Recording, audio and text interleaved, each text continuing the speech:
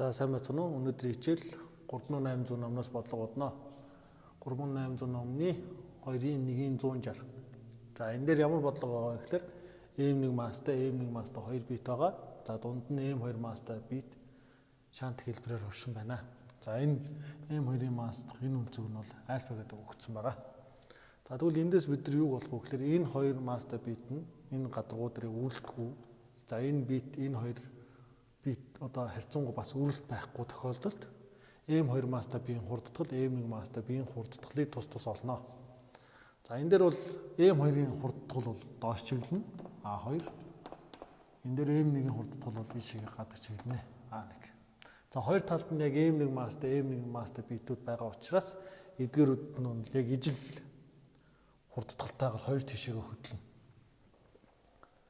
За нөгөө талаас юу байх вэ гэхээр энэ дээр энэ хоёр хурдтгал бол бас хоорондоо хамааралтай гэдгийг бол бас санах хэрэгтэй. За тэгвэл энэ хурдтгалын хамаарлыг хэдүүлээ дараа нь олно. За энэ дээр одоо бие дүүслэх хүчнүүдээ тэмдэглэе. За тэгвэл энд ямар хүч үйлчлэх вэ гэхээр хүндийн хүч байна. M1G. За энэ дээр доороос дээшээгээ E1 гэдэг авцчих. E1. За энд M1G. За энд тэгвэл бас муу адил хүндийн хүч байна. M1G. За доороос дээш нь реакцийн хүч байна. Энийг N2 гэж. N2. За нөгөө талаас энэ хоёр бит хоорондоо харилцан үйлчилж байгаа буюу энэ битийг эндээс хишиг түлхэнэ. За энэ нь бол энэ гадаргуудаа перпендикуляр чиглэлийн дагуу. Энэ перпендикуляр чиглэлийн дагуу энэ дээр бол N3 гэсэн хүч авчих. За тэгвэл Ньютоны 3 дугаар хууль ёсоор бие дүүслэх хүчнүүд нь эсрэг чиглэлтэй байх учраас энэ N3 эсрэг тийм хүч үүсэх ёстой. За энэ дээр бол N3 эсрэг гэж. За энэ N3 эсрэг гэдэг маань бол энэ M2 мастай битийг түлхэх хүч. За энд бол юу ах вэ гэхээр хүндийн хүч байна. Зайлшгүй энд төвлөж. M2G. За нөгөө талаас бас юу ах вэ гэхээр энэ бит энийг түлхэнэ. Ишигээ N4 эсрэг гэж. За эндээс яг перпендикуляр чиглэлийн дагуу N4 гэсэн хүч болчихлоо. За тэгэхээр энийг бид нэр 1-р бит гэж, энийг 2-р бит гэж, энийг 3-р бит гэж. За 1-р бит дүүслэх хүч маань юу юм бэ гэхээр M1G нэмэх нь N1 нэмэх нь N3. За өөр хүч үйлчилж байна гэж. Өөр хүч байхгүй нэ. Тэгэхээр хүчнүүдийн нийлбэрээр M1 A1 гэж авна гэсэн үг. За энэ бол 1-р бит дүүслэх хүчнүүд. За 2-р бит хэдэн хүч үйлчилж байна? Хүндийн хүч, энэ хүч, энэ хүч. Нэгс нь энийг түлхэж байгаа хүч болж байна. Тэгэхээр N4 эстрик нэмэх нь N3 эстрик нэмэх нь M2G тэнцүү M2 A2. За 3-р бит төр муу адил ингээд бичнэ. За 3-р бит бол энэ битийн хөдөлгөөнтэйг ижилхэн симметрээр явах учраас тэрийг орхичих. За тэгэхээр Ньютоныхоо хуулийг бичих юм бол ийм хууль бичигдэнэ гэсэн үг. За одоо бид нар координатынхаа тэнглэгийг сонгож авна. Координатын тэнглэгийг сонгож авахад юу болох вэ гэхээр энд үйлчлэх хүчнүүдэд тэмдэглэх юм бол Y X тэнглэг. За тэгэхэд бол доошогоо M2G. За энд N4 эсрэг. За энд ямар нэгэн векторын үнцэг үүснэ гэсэн. За энэ ийшээгээ бас N3 эсрэг. За энэ бол энэ энэтэй симметр учраас энэ үнцэг бас энэ үнэтэйгээ муу адил тэнцүү вектор үнцэг байна гэсэн. За нөгөө талаас M1 мастай бит энэ дээр координатын системийг авах юм бол Y X зуръя. Тэгвэл N3 маань бол доошогоо орж ирнэ. За энэ үнцэг бета юм чинь энд үнцэг бета гарчна гэсэн үг. Энэ үнцэг бета болно. За тэгээд доошогоо хүндийн хүч M1G тэгээд дээшээгээ E1 за ийм хүчнүүд гарч ирнэ. За 1-р бит дүүслэх хүчнүүдийг координатаар тэнглэх юм бол ийм болчихно гэсэн. За одоо энэ нүнийхээ задлах юм бол за одоо энэ бета үнцэг гэдэг нь ямар үнцэг юм бэ гэж. За бета өнцгийг олох юм бол энэ оройн өнцөг альфа бол энэ хагас нь альфа коох нь 2 болж байна. За тэгвэл энэ альфа коох нь 2 юм бол энэ өнцгийг олж өгөө. Альфа коох нь 2 болж байна гэсэн үг. Тэгэхээр энэ реакцийн хүч маань энэ гадаргуудаа перпендикуляр чиглэлтэй байдаг учраас альфа коох нь 2 дээр нэмэх нь бета гэдэг чинь өөрөө пи коох нь 2 градус байна гэсэн үг. Тэгвэл бета өнцөг нь пи коох нь 2-оос сасах нь альфа коох нь 2 байна гэсэн үг. За тэгэхээр бета өнцөг бол ийм хамааралтай орчиж байна. За өөрөөр бид нар энэ А2 хурдтгал бол доошоо байгаа учраас энүүний би Y чиглэлийг аавна. За энд болохоор А1 хурдтгал нь бол X-ийн дагуу байгаа учраас X-ийн дагуухыг аваад үзчихнэ.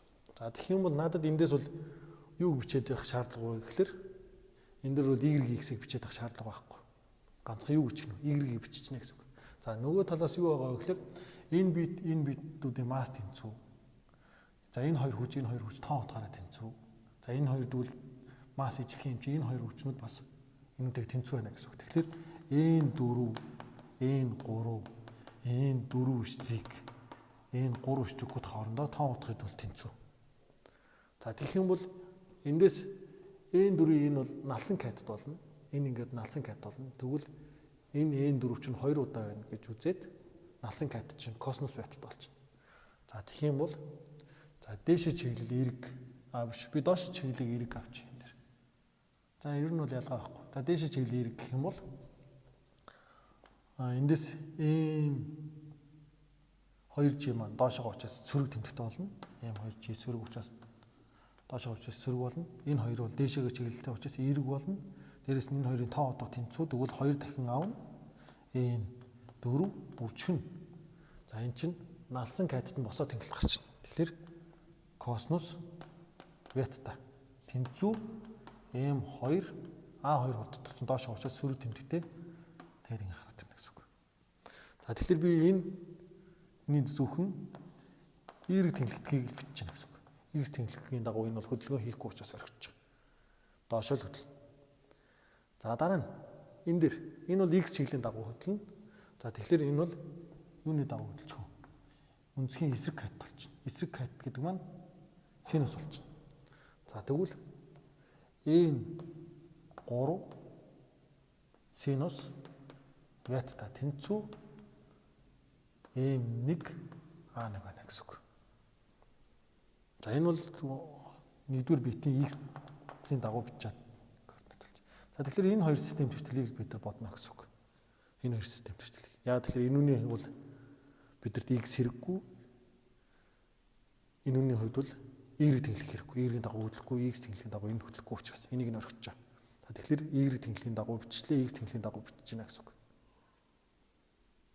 За одоо эндээс A1, A2 маань бол хоорондоо хамааралтай. Яагаад хамааралтай вэ гэхээр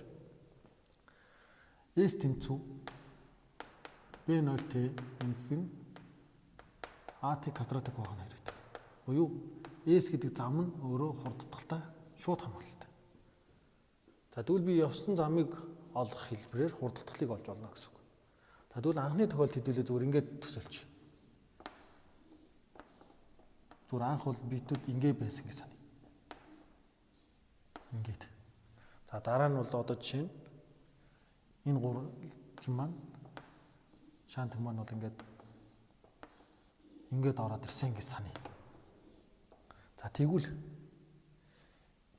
энэ маань ямар зан шилжсэн? Энэ маань бол ийшээгээ S2 зан шилжсэн.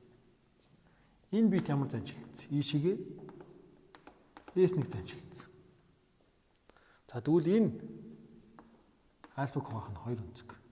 Энэ өнцөг бол альфа коох нь 2. За энийг томруулан зурах юм бол